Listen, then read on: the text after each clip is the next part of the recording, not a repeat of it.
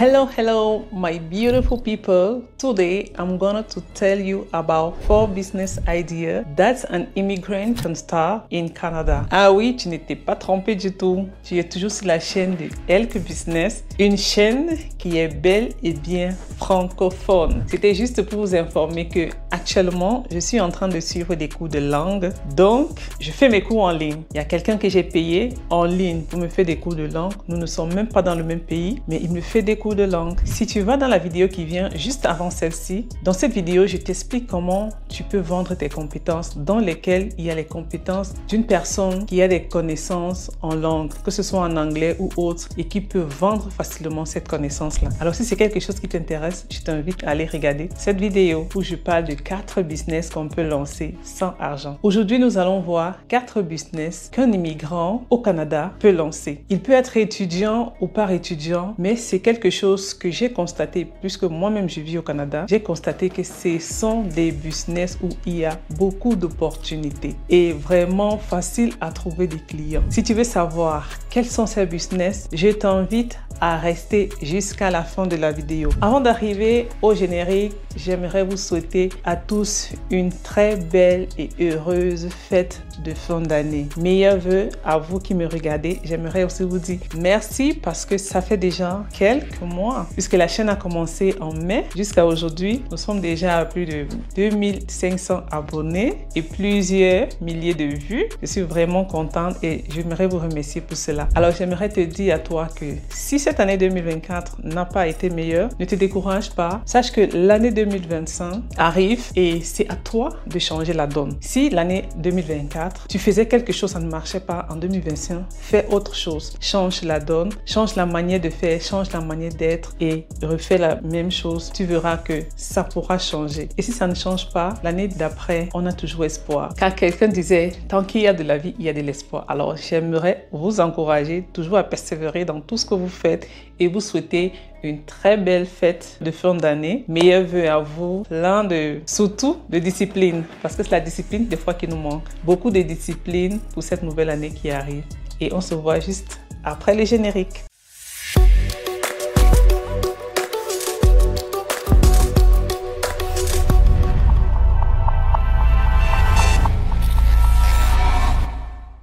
Bienvenue sur Elke Business, votre source d'inspiration sur l'entrepreneuriat et la création de richesses. Si tu es nouveau sur la chaîne et que tu ne me connais pas, je suis Rita Elke, entrepreneur, maman et épouse. Je suis celle-là qui sera toujours en train de vous rappeler des idées de business qui sont autour de vous, donc vous ignorez. Aujourd'hui, nous allons voir 4 idées de business qu'un immigrant peut faire étant au Canada. Peu importe que tu sois au Canada ou ailleurs. J'ai parlé du Canada parce que je suis au Canada, mais tu peux écouter cette vidéo et voir si dans ta ville, que tu sois en Afrique, en Europe ou en Amérique, et que tu constates que dans ta ville, ces services-là, on peut les offrir. Alors écoute la vidéo et suis juste les étapes, tout simplement. Ces idées de business, ce sont des business qui vous permettront de débuter avec votre petite entreprise. Parce que moi, je vous conseille, étant ici, de créer une entreprise. Elle peut être autonome. Hein. Vous pouvez créer une petite entreprise autonome. Vous pouvez commencer et plus tard, et l'agrandir en une salle ou autre. Alors, ces idées, ces business vous permettront d'avoir votre petite entreprise. Vous auriez besoin de très peu d'argent et aussi de peu de connaissances. Donc, vous n'avez même pas besoin d'avoir une connaissance en quoi ou en quoi. Non, pour un début. Même si vous n'avez pas la connaissance, vous pouvez lancer ces business avec très peu d'argent parce que vraiment les coûts de démarrage sont très bas, faible capital puisque ça va de soi. Et ensuite aussi, ce sont des business dont vous n'auriez pas besoin d'avoir un stock. Vous n'auriez pas besoin de vendre quelque chose ou acheter et revendre. Non, vous n'avez pas besoin. Avec ces différents business, vous auriez des marges élevées si vous le faites vous-même. Ensuite, facilité de trouver des clients. Et enfin, très facile à démarrer. Vraiment très facile à démarrer. Le premier business ici est celui celui de tondre des pelouses ou alors tondre des gazons, le plus communément appelé en Afrique. Si tu es un immigrant et que tu es au Canada, crée ta petite entreprise. Parce que généralement ici, quand quelqu'un vient pour rendre un service, que ce soit dans les domiciles ou autres, ils sont un peu rassurés quand c'est une entreprise qui s'approche d'eux. Alors, tu n'as pas obligé de créer une grande entreprise. Tu crées ta petite entreprise autonome parce que là, ce sera toi qui dois faire le travail dès le départ. Et ça va te permettre de pouvoir économiser le plus quand c'est toi qui commences. Plus tard, si l'entreprise s'agrandit, là, tu pourras trouver des personnes avec qui travailler. Ou alors, pour un début, tu crées ton entreprise autonome, tu travailles seul ou avec une personne qui pourra t'aider. Ce dont tu auras besoin, c'est quoi? Tu as besoin de ta machine pour tondre le gazon. Généralement, la majorité des personnes au Canada sont véhiculées. Donc, si tu as ton véhicule, c'est encore parfait parce que ça va te permettre de te déplacer facilement pour aller chez des clients et faire du travail. Mais si tu n'as pas de véhicule, c'est pas grave. Tu pourras commencer uniquement avec ceux qui sont autour de toi où tu pourras marcher, tout simplement. Le véhicule, il n'est pas obligatoire. C'était juste un atout. Donc, si tu es cette personne qui n'a pas de véhicule, ne t'inquiète pas. Commence autour de toi parce que au fur et à mesure, quand tu auras des clients, tu vas voir, tu auras du bénéfice et avec ça, tu pourras te procurer soit une petite camionnette, soit alors un véhicule conséquent qui pourra porter ton matériel, d'aller à un endroit à un autre. Tu auras aussi besoin de toi-même et des clients. Donc, tu auras besoin de toi, de ton matériel pour tondre. Ça peut être juste une seule machine, hein. Tu n'auras pas besoin de deux, soit une machine à tondre et les petites pinces, on appelle les pinces ou les ciseaux. Et ensuite, le client dont tu as besoin, qui est l'autre. Et maintenant, un véhicule, juste un atout. J'ai parlé du véhicule parce que la majorité des personnes en ont. Quand tu as ton matériel, alors comment tu dois faire pour fixer tes prix? Tout simplement, tu vas regarder ceux qui font dans la même chose que toi et tu vas un peu essayer de voir le prix et voir leur offre. Quand tu vas évaluer cela, si tu constates que dans les prix qu'ils offrent et que toi, il y a un service ou alors qu'ils n'ont pas donné, tu peux augmenter un service en plus et augmenter ton prix juste un peu légèrement en sachant qu'il y a des services que toi tu fais que les autres ne font pas. En fait, c'est ça qui fait la différence quand on est nombreux sur le terrain. Donc, tu regardes exactement ce que l'autre fait. Tu analyses, tu vois ce qu'il n'offre pas et que toi, tu pourrais offrir aux clients. Tu mets cette offre et tu mets juste le prix légèrement plus haut. Après avoir évalué les prix des concurrents et fait le tien, dans ton offre, tu pourras faire de telle manière que ton offre, c'est avec des abonnements. Soit les abonnements mensuels ou alors annuels. Alors, avec ces abonnements mensuels ou annuels, ça vous permettra d'avoir des contrats à long terme avec des clients. Et aussi, vous pouvez aller vous inscrire sur des sites pour pouvoir faire des renouvellements automatiques. Par exemple, vous avez des sites comme Jobber ou alors Service Titan qui permettent d'avoir des renouvellements automatiques des abonnements. Bon, il y en a plusieurs. Ça, c'était juste quelques-uns. Après cela, vous allez donc rechercher des clients. Pour trouver des clients, vous allez commencer à ceux qui sont près de vous. N'allez pas loin. Recherchez ceux qui sont près de vous, de votre domicile, dans votre quartier. Vous devriez commencer à aller autour de vous. Il y a la loi centrique qui dit que si vous voulez contacter des personnes qui sont dans votre secteur, alors commencez avec ceux qui sont à 5 minutes de vous dans un cercle. Donc, il y a un cercle, vous êtes au milieu et si vous faites le tour de tout le rayon, vous avez 5 mètres. Donc, toutes les maisons qui sont à 5 mètres de rayon de vous, vous devriez les contacter avant d'aller ailleurs. Et vous pouvez aussi faire la loi du 12 qui dit que si vous contactez 12 personnes, il y aura au moins 1 ou 2 personnes qui doivent vous répondre favorablement. Donc, c'est juste une manière de vous dire, ne vous découragez pas, soyez persévérants parce que dans les débuts, il y aura des personnes qui doivent vous dire non, des personnes qui vous diront non encore, mais parce que vous avez persévéré, il y aura des personnes qui vous diront oui. Mais vous n'allez pas vous approcher comme ça pour vous dire non. Quand vous vous approchez des personnes, vous allez faire le porte-à-porte. Vous allez cogner des portes, faire de telle manière que vous allez parler avec les voisins parce que ce seront vos voisins puisqu'ils sont autour de vous. Donc, vous allez venir, vous allez les saluer. Bonjour, je suis Rita. J'habite dans la même rue que vous ou alors dans la rue d'à côté. Vous dites votre rue et j'ai ma petite entreprise qui fait dans le nettoyage des gazons et des fleurs. Nous avons quelques personnes chez qui nous travaillons et nous aimerions que vous fassiez partie de nos clients. Vous leur dites ça. Déjà, de un, ça va les tiquer parce qu'ils auront un peu une petite confiance puisqu'ils vont dire bon, il habite dans le quartier ou elle habite dans le quartier. Ça veut dire que bon, ça peut être bien pour quelqu'un qui est près de nous et ainsi de suite. S'ils disent non, on ne veut pas, ne vous inquiétez pas. Demandez quand même leur numéro de téléphone. Si est-ce qu'ils peuvent vous donner leur numéro de téléphone? S'ils disent oui, vous prenez, vous enregistrez. Ainsi de suite, jusqu'à vous allez faire le rayon de 5 5 minutes autour de vous. Toutes les maisons, immeubles qui sont autour de vous, vous allez les contacter comme ça. Parce qu'on dit que quand on veut quelque chose, on met tous les moyens de son côté pour pouvoir obtenir la chose. Alors, ne dites pas que ça, c'est « Ah non, je ne vais pas partir cogner chez les gens. » D'autres vont dire non, des fois les gens n'aiment pas qu'on vienne chez eux. Non, c'est faux. Il y en a des personnes tellement, on croit que ici, chacun aime rester chez lui. Généralement parce que c'est comme ça la culture, mais il y en a des personnes qui aiment être ouvertes. Il y en a des personnes qui aiment la compagnie. Et du coup, quand vous venez, elles sont contentes, elles sont fières. Donc, ce n'est pas toujours ce qu'on dit qui est vrai, que les gens n'aiment pas qu'on vienne cogner à leur porte, les gens n'aiment pas ceci. Puisque vous ne faites rien de mal, pourquoi vous avez peur? Si la personne n'accepte pas, vous rentrez. Si vous cognez, on vous ouvre la porte et que vous dites ce que vous avez dit et que la personne est favorable à ce que vous avez dit, c'est gagné, ainsi de suite. Donc, vous dites à la personne, parce que quand vous allez dire, j'habite au coin de la rue, j'habite dans la rue de la voisine, j'ai ma petite entreprise et j'aimerais que vous fassiez partie de mes clients parce que je tombe déjà chez certains voisins. J'aimerais aussi tondre chez vous. Est-ce que ça vous arrange? Il va dire oui ou il va dire non. Dans tous les cas, prenez son numéro de téléphone. Parce qu'avec le numéro de téléphone, ça va vous permettre de leur écrire les SMS de relance. Parce que le SMS de relance, c'est aussi une manière de communication. C'est comme un marketing. Et des fois, il y a des gens qui refusent une fois, deux fois, trois fois. Au fur et à mesure qu'ils voient la même annonce, ils finissent par accepter. Donc, c'est généralement ça. Vous devriez être obsédé par votre business. Parce qu'on peut dire, misez tout sur votre business puisque c'est ça qui est votre gagne-pain. Donc, vous devriez être obsédé. Vous devriez faire des choses vraiment, au fait, ce que personne n'a eu à faire auparavant pour pouvoir gagner la confiance de vos clients. Et maintenant, vous devriez aussi avoir une référence sur Google en ligne. Parce que dans les pays hors Afrique, c'est vraiment facile d'avoir une référence en ligne. Vous allez partir sur Google Business et vous allez créer votre localisation. Des fois, vous voyez quand les gens ont besoin, en fait,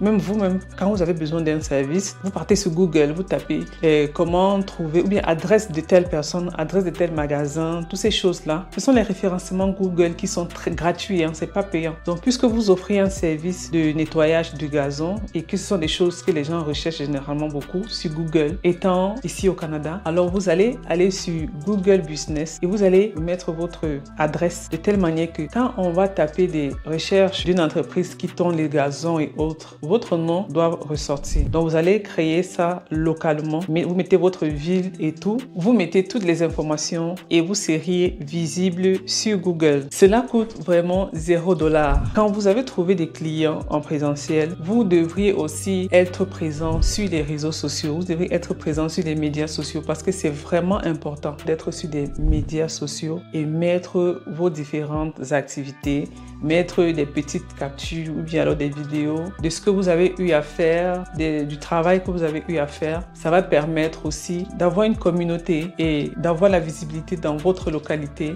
ou dans votre pays, ainsi de suite, parce que vous pouvez commencer comme simple entreprise autonome et plus tard être une très grande entreprise où vous allez avoir plusieurs employés. Ne négligez pas cela. Et surtout, soyez toujours cet entrepreneur-là qui doit fidéliser, qui doit faire rester le client. Ajoutez toujours un programme de fidélité dans vos offres pour pouvoir faire rester les clients. Donc, vous pouvez me dire que si vous vous abonnez et que vous êtes régulier, après un nombre de temps, je sais pas, 1 an, 2 ans, vous auriez des rabais de tel pourcentage. Vous faites des choses comme ça et ça va permettre aux gens de rester pour pouvoir atteindre le pourcentage de fidélité et bénéficier du bonus. Alors, si ce business de tondre la pelouse t'intéresse, vraiment ne manque pas de commencer dès maintenant. Même si tu n'as rien, tu peux commencer juste avec un petit matériel et puis tu commences à aller chez les voisins. Surtout, nous sommes en période d'hiver actuellement, mais à la fin de l'hiver, c'est vraiment une période pic pour ces personnes-là. Pour les personnes qui tondent du gazon et autres, c'est vraiment votre période pic parce que toutes les maisons, que ce soit des immeubles, des maisons individuelles ou alors des condos comme ils appellent souvent ici, c'est la période où tout le monde met sa devanture nickel. Tout le monde arrange son gazon, tout le monde va mettre des fleurs. C'est une période vraiment où tout le monde arrange sa maison. Vous pouvez aussi rechercher des clients en allant dans des immeubles et voir des concierges parler de votre offre. S'ils sont d'accord, ils pourront vous accepter pour que vous veniez et faites le travail dans la devanture du condo. Alors, si ce business est intéressant pour toi, qui est un immigrant ou alors où que tu te trouves et que tu trouves qu'il y a cette opportunité de tondre des gazons chez des personnes, je t'invite à te lancer et surtout, ne tarde pas, ne remets pas à demain. La deuxième idée de business ici est le le nettoyage des piscines dans les domiciles. Oui, le nettoyage des piscines dans les domiciles. Dans la majorité des maisons au Canada, il y en a les piscines. On trouve des piscines dans les maisons, la majorité. Et vous allez voir que ce sont des propriétaires eux-mêmes qui font le nettoyage. Si vous trouvez que vous pouvez faire le nettoyage de piscine, et pour faire ce nettoyage-là, il n'y a pas grand-chose. Tu as ton panier et tu as ton matériel pour nettoyer la piscine. Donc, on vide, tu laves. Avec ton panier, tu enlèves toutes les feuilles, tu vides de l'eau, tu laves à l'intérieur, peut-être avec certains produits que vous allez mettre et c'est fini et on recharge.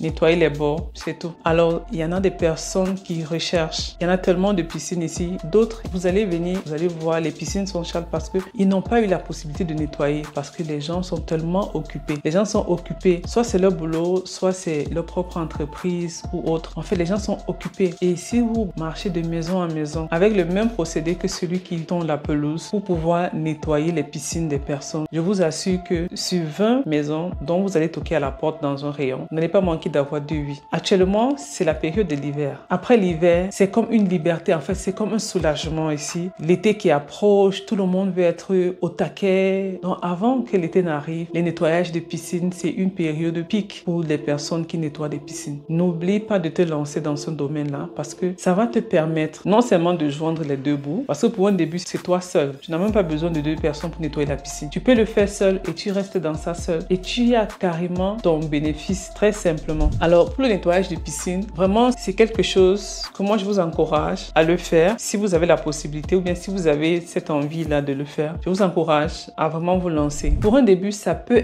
être un peu contraignant ou difficile, mais quand vous l'avez mis sur pied, pour évoluer, je vous assure que c'est facile. Parce qu'il suffit juste que vous marquez une personne chez qui vous avez bien nettoyé la piscine. Si vous avez bien marqué cette personne-là, c'est parti. Parce qu'il va dire à une connaissance qui a aussi une piscine chez lui, la connaissance va dire à une autre connaissance et ainsi de suite. Et c'est comme ça que votre boulot est parti. Et ensuite, ici, si c'est dans votre ville, vous n'avez pas de problème de c'est distant ou pas distant parce que les routes sont tellement bonnes et l'accès est facile d'arriver dans telle ou telle adresse. Alors, pour vous, le plus difficile, ce serait de marquer une première personne qui doit être satisfaite de votre travail et ensuite, cette personne fera votre publicité tranquillement. N'oubliez pas toujours d'aller de porte en porte, de prendre les contacts, d'enregistrer les contacts parce que vous allez les relancer au fur et à mesure ou bien alors à l'approche des périodes pic.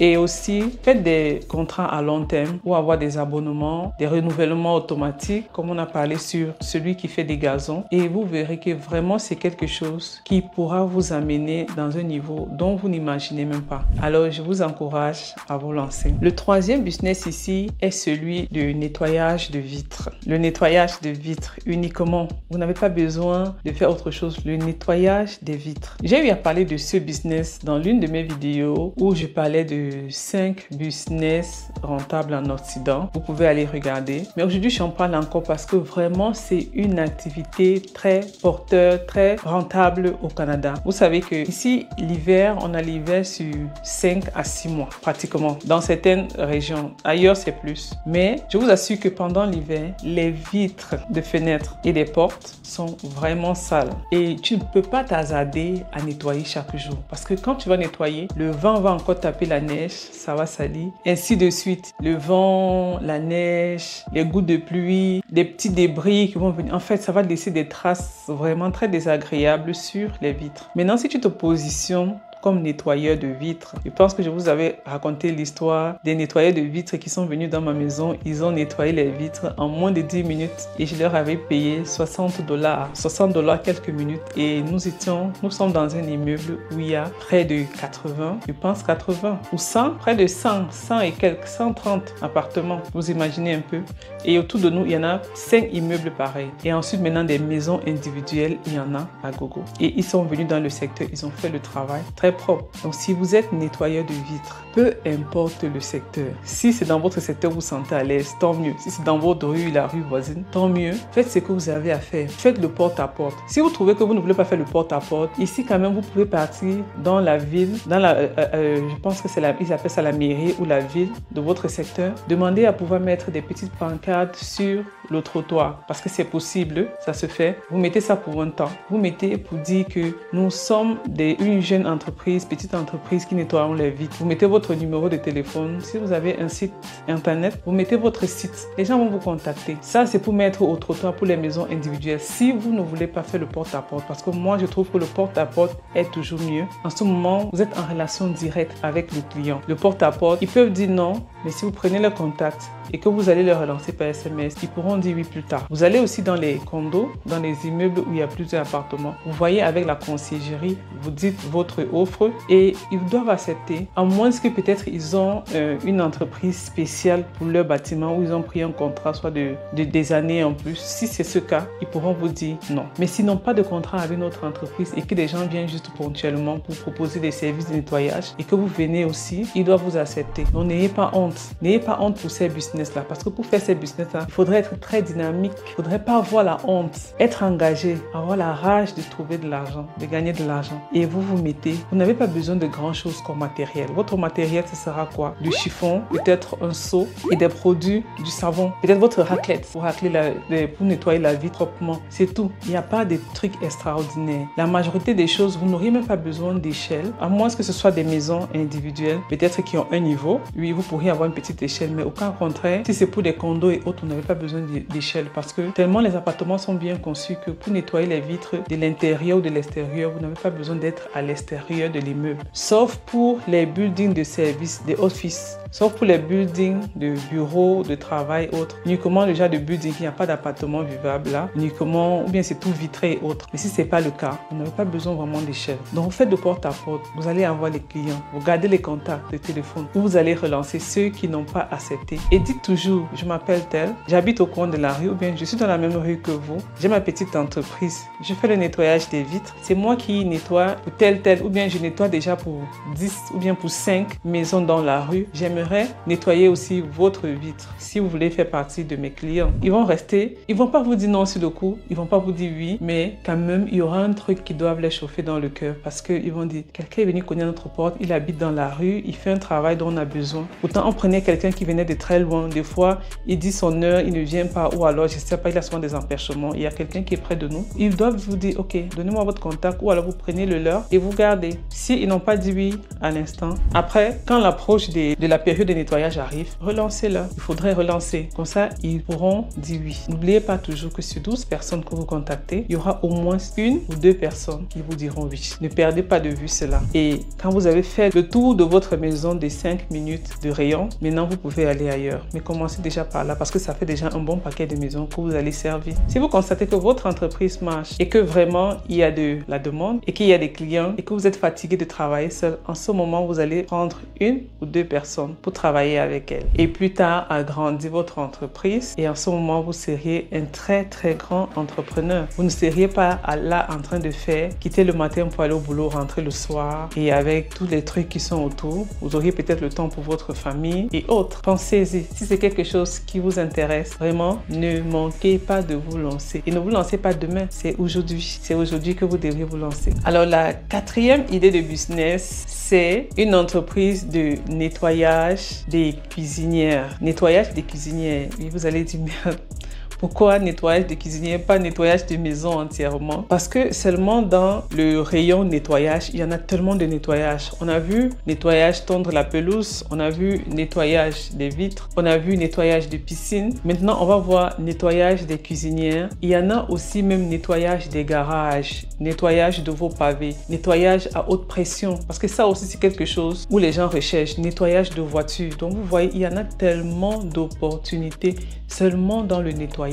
Donc, il y en a nettoyage aussi des cuisinières dans les maisons. Vous n'avez pas besoin de venir nettoyer la maison de la personne, non. Vous savez, il y a des personnes qui, quand elles utilisent la cuisinière, elles peuvent faire 1 an, 2 ans sans faire un nettoyage à fond. Que ce soit le nettoyage de la cuisinière, le four et autres. D'autres ne font pas ça, ils n'ont pas le temps et des fois, ils n'ont pas tout ce qui va avec. Alors, je vous dis ce business parce que j'ai une connaissance qui le fait et vraiment c'est quelque chose qui m'a vraiment impressionné et dont je suis très fière de cette personne parce que ce sont des personnes qui sont restées, malgré le fait qu'il soit étudiant, il n'a pas dit je reste, je croise les bras à l'extérieur de mon pays et tout. Non, je veux chercher à faire autre chose. Alors il fait le nettoyage, mais il fait aussi le nettoyage des cuisinières. Donc c'est-à-dire que il vient chez toi, il nettoie ta cuisinière et il s'en va, tout simplement. Et quand je dis nettoyer la cuisinière, ça veut dire quand il vient, il voit ta cuisinière à un état, il remet ça à un état nickel. Et quand tu payes, la majorité des personnes, quand ils sont satisfaits du travail, on va toujours vous donner des pourboires parce que c'est dans leur habitude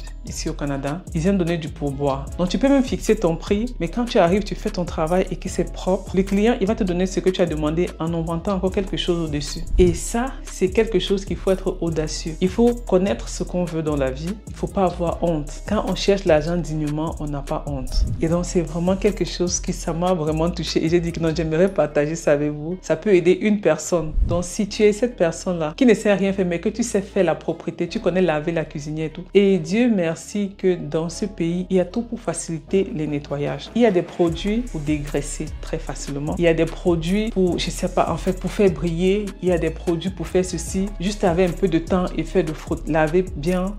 Tout est nickel. Alors, si tu sens que c'est quelque chose qui t'intéresse et qui te parle, je t'encourage à te lancer. Il y en a plusieurs business qu'un immigrant peut faire à l'extérieur. Tellement je suis contente que en cette fin d'année, je vais augmenter, en plus des 4 business dont j'ai dit plus haut, je vais augmenter un dernier business que tu peux faire si tu te trouves à l'étranger. C'est le fait d'être un déménageur. Le déménageur, pour ceci, il faudrait avoir quand même ta camionnette. Donc, il te faudra avoir un budget pour la camionnette. Quand tu as ta camionnette de déménagement, c'est tout. Ton offre, c'est quoi? Il y a d'autres camions de déménagement, mais ici, ça se passe comment? Dans les camions de déménagement qui sont ici, qu'on loue, donc tu vas partir, tu vas louer ton camion, tu prends toi-même, tu es le chauffeur, tu conduis, tu vas faire tes tours et après, tu viens remettre le camion. Mais toi, ton service sera quoi? Tu es une entreprise de déménagement. Toi, tu offres l'emballage, le transport et le déballage. Si tu offres ça, je t'assure que tu vas gagner très gros. Et ainsi, tu vas augmenter les prix. Pour trouver les prix, tu vas d'abord évaluer ceux qui sont déjà sur le marché. Qu'est-ce qu'ils font? Qu'est-ce qu'ils donnent exactement comme service et avec quel montant ils vont prendre aux clients. Quand tu vois ça, toi, tu vois le service que tu peux mettre et que eux ils n'ont pas, tu augmentes ton prix. Il y a des gens qui vont faire le déménagement, mais je vous assure comment ce truc fatigue. D'abord, il faudrait tout ranger. Il y a des gens qui vraiment c'est fatigant. Avec le travail ici, les gens n'ont pas le temps. Si vous êtes une entreprise que vous dites, ok, nous on vient chez vous, on range tout, on porte, on va dans le lieu de dépôt, on enlève du camion et on range dans le nouvel endroit. Ça, c'est un plus. Et là, vous pouvez mettre le prix au-dessus. Vous allez voir que vous ne serez pas déçus. Alors ça, c'était le bonus de business que j'ai donné pour cette fin d'année parce que je suis contente. Et alors, si tu as aimé l'un de ces business, je t'invite vraiment à te lancer. N'attends pas demain, lance-toi aujourd'hui et tu verras que tout pourra aller pour le mieux. Sache que rien n'est facile quand on commence. Il n'y a pas quelque chose qui est facile dès son début. Les difficultés du début te permettront de mieux comprendre encore le business et ensuite de mieux t'intégrer pour pouvoir t'étendre très facilement. Alors, merci pour votre attention. N'oubliez pas de vous abonner, de liker, partager et surtout commenter pour me dire quel a été le business qui vous a le plus intéressé et aussi peut-être pour me souhaiter une bonne fête de fin d'année. Je vous dis à la prochaine vidéo. Ciao!